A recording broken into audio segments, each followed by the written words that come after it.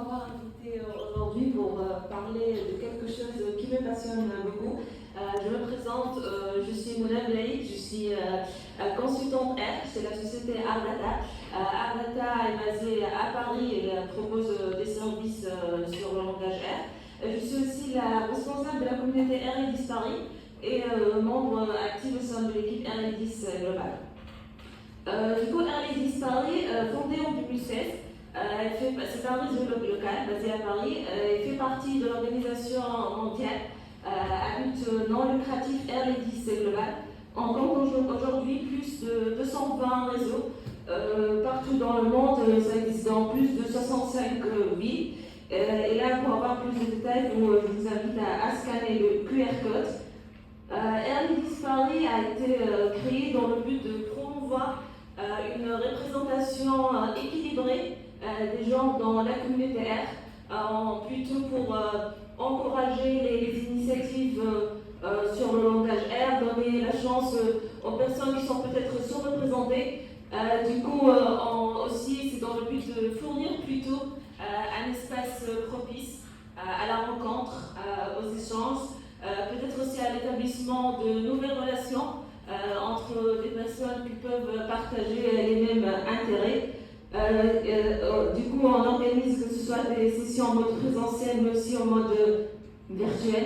Là, c'était en décembre dernier chez la société matrice qui nous a prêté le local et j'ai eu l'occasion de rencontrer les membres de R10 Paris.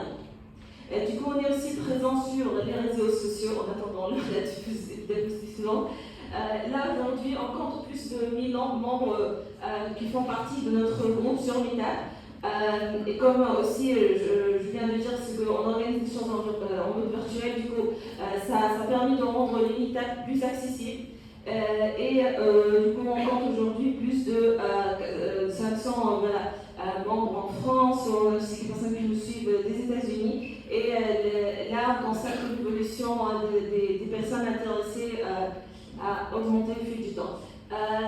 Du coup, là, je partage avec vous les témoignages de nos invités.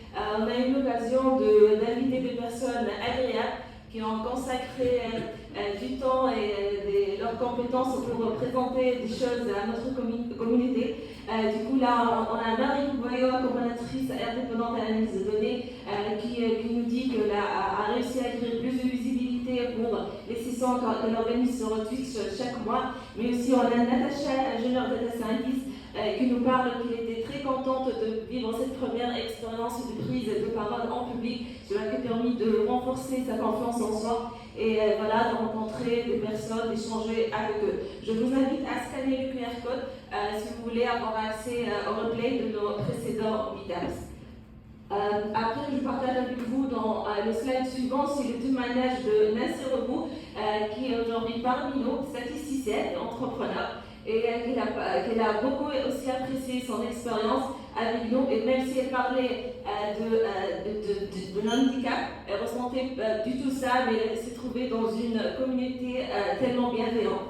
Et aussi, on essaie d'utiliser des relations avec d'autres groupes, comme les autres chapitres R10, mais aussi les communautés PyD10.